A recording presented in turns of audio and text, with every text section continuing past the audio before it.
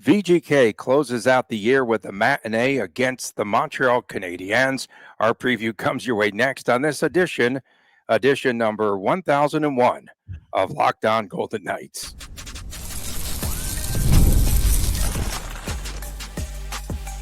You're Locked On Golden Knights, your daily podcast on the Vegas Golden Knights, part of the Locked On Podcast Network, your team every day.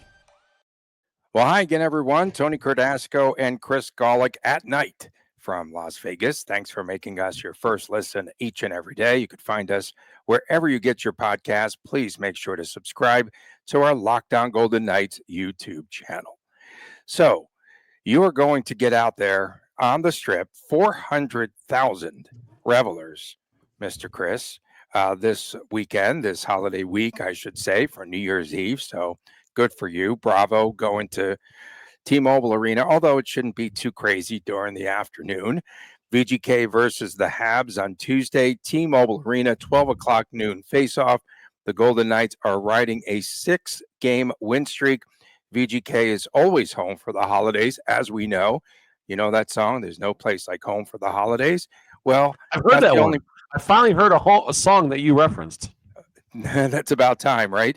Yes. Jeez. And so that's what VGK does. They just stay home for every single stinking holiday. Everyone. They do, right? Okay. I'm not making this stuff up. And so first meeting went to the Golden Knights 6-2. That was the game that VGK had tallied 5 consecutive goals in the second period of play, 3 points apiece for Barbashev and Eichel, and VGK ran Sam Montembeault. They ran him out of the game. He was relieved by Caden Primo. What else do you remember? Do you recall from that first meeting? Nothing. That's it. That was it. Yeah, pretty Everything much. You said was exactly on my list. What I do see about Montreal right now is they're playing well.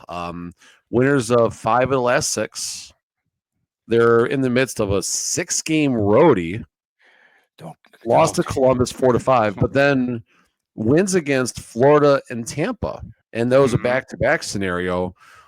Short travel day, and here they are in Vegas right now. So, and that's going to get Tony all going here. But thank you so much. Thanks for getting me percolating here. Yeah, there you go. You got a team that's a little bit hot right now, and as are the Vegas Golden Knights, hottest team in the NHL. You got a minus 250 number on the early line. I think the numbers are going to get bet down. I think there's going to be some Montreal money coming in. The value is too good on Montreal. I'm not suggesting Montreal wins this game, but the better bets long term is probably Montreal in a spot like this based on their value. So the Canadiens come off of Sunday night's 5-2 win in Tampa, of all places, as Montembeault stops 21 shots. Montreal winners again, 5 of 6. Jake Evans scored in his 5th consecutive game for Montreal. And that was the tail end, as you mentioned, of a back-to-back. So they play a back-to-back, then they get on an airplane, they fly all the way across the country, probably on a red eye to come to Las Vegas, 2,322 air miles. This is their 3rd game in 4 days. Does it make any sense to have Montreal travel all the way across country for a full night, a day after the back-to-back? If this does not cap off an absolutely rigged year.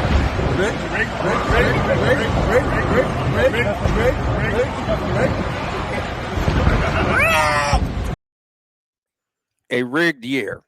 Absolutely. I mean, this is people are like, how can you say this? How can you say this about VGK? Okay, Montreal. Oh, that's right. They don't celebrate New Year's. It's an American New Year, right? They don't celebrate in Canada. Why would they go home? Why wouldn't they be on the East Coast? Are you kidding me right now? This is an absolute joke and a mockery of the entire system. I mean, listen, I don't know. Hockey players are built for this, number one. They travel all the time. I get it. And the Golden Knights do travel too. And I know they're usually home on the holidays, but whatever. The bigger thing for me isn't everything that you said. It's 3 games in 4 nights. Yes. And the third game is a short turnaround It's a scenario. short turnaround after a long flight.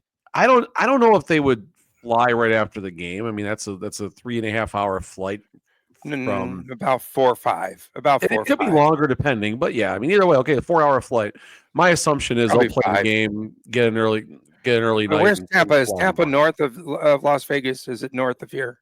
Depends on how many drinks you've had and what day of the year it is. Not me, the head coach Fair enough. of the Golden Knights. Okay. Listen, but players are built for this, and I think Mm. it's not that big of a deal. I don't think Montreal is going to have tired legs. They're playing well. They're playing hot. They're going to come into this game loose with absolutely nothing to lose, and it's going to be a great environment. Going to be a lot of Montreal fans there, which I always enjoy the road fans coming. It's going to be a good time, and they'll be pumped, and the Golden Knights will be ready too. Okay, but they're going to wilt in the third period. I know, like Pietrangelo the other night, or Peter Angelo, as they referred to him on Gary state-run television, that he said the other night that he knew that Gary came in here and they were just going to fall apart in the third period. This is the same thing that's going to happen here. Come on, can we get on? I was going to say on an even playing field. No, can we get on even ice? It's bad ice. Bad ice. Not bad ice. So the ice should be just fine tomorrow. Looking at some stats here, Nick Suzuki, former Vegas Golden Knight prospect. Another tribute video, please. Should be another one. 35 points, 36 games. Cole Caulfield, a young phenom, 33 and 36.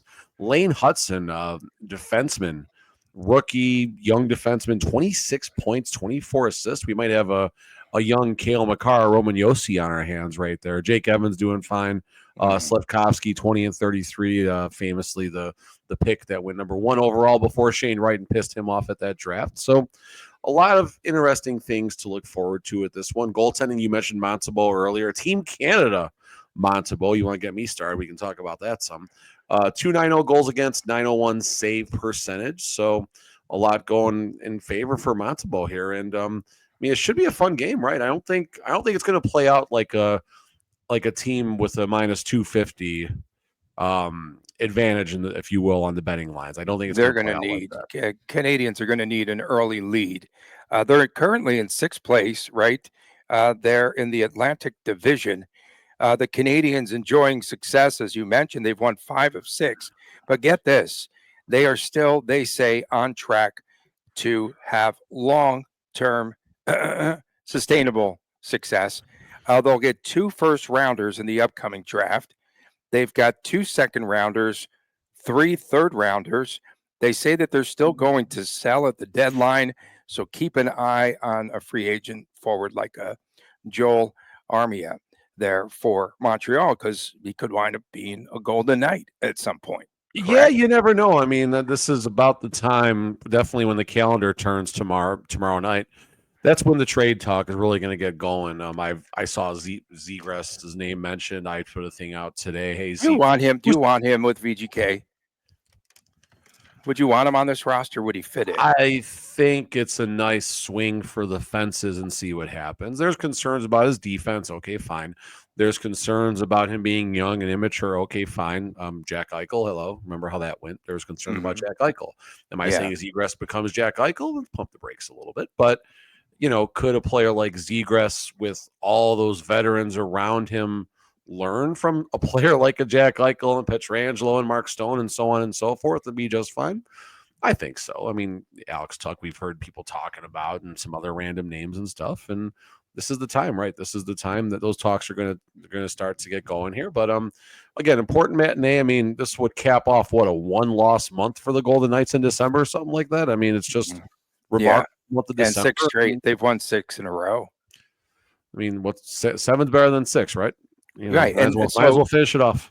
Cassidy was talking about, well, is this too much practice now? They have now practiced. This was on Monday, their 5th consecutive day. On the ice 30 minutes today. They're fine. Yeah, okay. All right. Coming up next, we knew that VGK's Tanner Lazinski, his antics would get him sent back down to the AHL at some point. He's been in the penalty box way too much. We'll talk about him going down, sent down to Henderson, and his replacement next on Locked On Golden Knights. We are brought to you today by Rocket Money. And did Rocket Money help any of you find subscriptions that you forgot about or that you were paying for twice? That's definitely happened to me. I have had a few subscriptions that I didn't even realize I was still paying for. And of course, Rocket Money made it so easy to track them all down. It's like having a personal assistant for all of your finances. Rocket Money is a personal finance app that helps you to find and cancel your unwanted subscriptions. It monitors your spending and it helps to lower your bills so that you can grow your savings. It brings everything together in one place, whether it's subscriptions, your spending habits, or even your goals that you want to hit this year. Rocket Money has over 5 million users and it has saved a total of $500 million in canceled subscriptions alone. And that saves members an average of $740 per year. For me, again, the best features in the subscription tracker, you can check that out. I've used it to cancel services that I was not using anymore. And God knows, I always wind up subscribing to something and then I forget all about it. So that is me to a T. Cancel your unwanted subscriptions today. Reach your financial goals faster with Rocket Money. Go to rocketmoney.com/lockedon today. Cancel your unwanted subscriptions today. Go to rocketmoney.com/lockedon. From Las Vegas, welcome back. Tony Cardasco and Chris Golick reporting. Thanks for making us your first listen every day. Find us wherever you get your podcast. Please make sure to subscribe to our Locked On Golden Knights YouTube channel. So, yeah, we had a lot of celebrating out there for our 1000th episode yesterday. And someone wanted a recount on the number, the amount, but it says it's right there. We have a tracker that does that. So good for us. And of course, hopefully, again, we've built up a ton of really fun fans here that follow the show every day. Our everydayers, we appreciate all of you.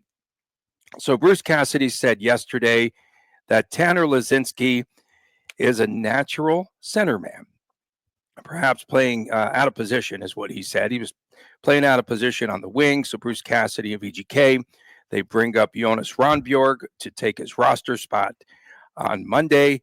And Cassidy said that Laczynski had some good looks on net, but he got into penalty trouble. And Cassidy said exactly what you said on the Monday morning show. Cassidy said that Laczynski needs to control his stick, just like you said on the show. And that's something that is a problem for him going to the penalty box in 3 consecutive games. And those are kind of dumb penalties that he was committing. I think they were all in the offensive zone, if I'm not mistaken. Yeah, they were all in the offensive zone. That makes sense. Either way, I mean, a couple things here. Cassidy did have a good observation in the sense that a lot of those 50-50 calls younger players aren't going to get. Laczynski, I mean, 43 NHL games. He's not going to – he's from Manuka, Illinois. I just realized that. Birthday is June 1st, 1997. We haven't done a birthday. June 1st. We have not done a birthday shout out in a while. So make sure that we give him a shout out on June the 1st. The Golden Knights still playing on June the 1st. 43 games played, 4 career points. I mean, Tanner Laczynski is just a guy who's going to be out there and hopefully playing responsible hockey. And if he does that, he'll stay in the lineup. If he doesn't, he'll get knocked out of the lineup. And that's exactly what happened. 3 penalties in the last 3 games, poor stick fouls. We're not talking, physicality plays and stuff like that. He tried to gouge John Gibson's eye out. He didn't try and gouge his eye out, but just kind of what happened. And a couple other useless penalties. But you look at his AHL numbers, like 44 points, 49 games with Lehigh Valley. Silver Knights, he's got 19 points in 17 games. And go back to his preseason. How many times in the preseason did he create 5 points? 5 points, I think it was, in the preseason in 5 games, something like that. Oh, it could be. Yeah, it could have been something really good like that. But how many times did he create a turnover, like either right on the offensive side of the blue line or just basically a quick stick lift and set up a quick transition? And some of those plays, I think he probably plays on the edge and just takes a lot of chances. And it's something that works better in the American League. Now, he's 27 years old. It might take him a little bit later to develop, and he's been okay in Henderson, and one of the few bright spots in Henderson as they try and crawl out of the cellar. Just couldn't get it done with Vegas. Ronberg is going to be much more responsible. Going to give stability to that fourth line. He'll kill penalties much better than Lazinski. He might go on the top PK unit, especially with Nicholas Wow right now. So Ronberg will be a good responsible assets, and will help a team struggle a little bit defensively without Nick Waugh. And not really struggling, but without Nick Waugh, it doesn't help, Right, exactly. So Schwint goes back to his natural center position. He'll stay there, I should say. And then Ron Bjork will go on the wing, a natural winger. And Cassidy did say, he did make mention that it would be a bonus if Ron Bjork scores. I heard that. That was actually pretty funny. Was that a shot? Shots fired? I mean, there's a guy he's missed in tight so many times in his high danger chances. So he struggled. He cannot put the puck in the net. And also modern day Colasar. He needs to go and work out with Howden. Howden, by the way, 15 goals. Well, that might be the biggest blunder of the year. Already signing a new contract when he's got 15 goals to lead the team. 15 goals. Who would have sunk that? Do you say to lead the team? Did I hear that right? I believe he's got 15 to lead the team. I'm sometimes wrong on this show, Golick. You know that. What world is this where Brett Howden is leading the Vegas Golden Knights in scoring? Is he? On December the 30th. He is, right? He's tied with Barbashev. Oh, okay. Well, but still, team leader, co-team leader. And Kelly McCrimmon is watching this and laughing his butt off right now. He's laughing. He's just laughing. He's doing another shot, man, something Canadian. So Barbashev and Waugh, they did not skate on Monday, and Cassidy said they will not play in Tuesday's matinee affair. So we know that. And he said that they're doing okay, and they have been skating. So, but they did take a maintenance day or whatever to try to get them rested, I guess, for when they come back. They'll be back this weekend, correct? They have to be back soon. I'm looking at the schedule right now. Flyers, I mean, they're not going to practice. Flyers. So here's the thing. They're not going to practice on Wednesday. They already talked about that. So they'll be on the ice Thursday for his skates. Maybe they put on the red non-contact Thursday, the morning before they play Philly. My guess is Tuesday the 7th at San Jose or Thursday the 9th home against the Islanders. They go back to San Jose. This is the worst. This is unbelievable. They play like for an entire month. 4 times, Edmonton 3. Yes. They play for an entire month. Their only 2 away games are at San Jose. And fans are giving me a hard time. This is not rigged. They're giving me hold on, Tony Baloney. They also played in Anaheim. That's a big one. But no, they had the 3-game roadie at Winnipeg, at Edmonton, at Minnesota. So that's going to come up. Yeah, that's going to come up when they finally decide to go on the road. I mean, they make their own schedule. So their last now to be fair, are they home for American Valentine's Day? This team. What's the next American Presidents? There is an American president. Well, yes and no, because that's during the 4 Nations. Okay, so they're all home, I guess, besides about 5 or 6. Carly won't be home. Oh no. We'll see about that. But yeah, I mean, from the 27th of December to the 12th of January, my birthday, their only 2 road games are San Jose. That's pretty bad. Yeah, it's a joke, dude. It's really, I mean, it's gotten to the point where it's just blatant. Coming up next are locks of the day. It's not locks of the night. Oh, wow. You actually, nice edit there, bro. And our prediction school really paid off. Coming up next, right here on Locked On Golden Knights. Welcome back to the show, Tony Cardasco and Chris Golick from Las Vegas. Why is the camera just on me? Oh, okay. Yeah, nothing happening there, bro. It's late in the year. Thanks so much for making us your first listen every day. Again, your New Year's resolution should be to subscribe to our Locked On Golden Knights YouTube channel. Your New Year's resolution should be not to have a New Year's resolution. That's where your New Year's resolution should be. Do you have any more like Tony books there hanging around? I called it Golick's Fables. Golick's Fables there, like that book that you were showing everyone yesterday. I'm sure there's something I can find. Okay, it's time for our locks of the night and our predictions. So Bruce Cassidy, the other night, my good friend from Sirius XM Radio, Zig Fracassi. I love Zig. every time every time Zig sees Cassidy swaying, he tags me in a tweet, and he was just going. I mean, that ship was rocking the other day. So anytime he sees that, obviously he points it out to me, even though I've seen it myself. Now, Cassidy says, bank your points while you can. That's important. Okay, so we're making fun of this very easy schedule here right now. But again, VGK standing on business and they're banking points. Montreal comes in one game under 500. I've got VGK over the Habs 5-2. Again, this is a team that will be dead tired. It's New Year's Eve weekend. It's the week here of New Year's. And they came in on a flight. They're dead tired. They're probably drinking champagne and doing whatever and enjoying the city with 400,000 people here and all that. So I don't know if they're going to want to play in the third period. Like Petrangelo said the other night, yeah, we know they're going to be tired. So whomever they decide to bring in at that intermission between the second and third periods, they're going to say the same thing. I will go with Ron Bjorg, and I'll go with this guy. Hurdle. That's Hurdle, in case you That's tuning in Hurdle. on the audio. Yeah, they'll wilt late in the game, and I'm going to go 5-2 VGK over Les Habitants. I wrote down Ron Beard too, just for fun. I mean, I think it'd be kind of You cool. did? I did. And then we got to go with the leading scorer, Brett Howden. I mean, oh my dude's got his own line. You didn't realize he was tied for the team lead in goals. I saw that, and I mean, it's crazy. It is crazy. Why would he sign that contract so early, so soon? I mean, this unsustainable is the first word that comes to mind, or maybe it's not. I don't know. Maybe he's going to be a 25 goal scorer for the next 3 years. I mean, who knows? That's awesome. Ron Bjorgen Howden. I think this is a close game.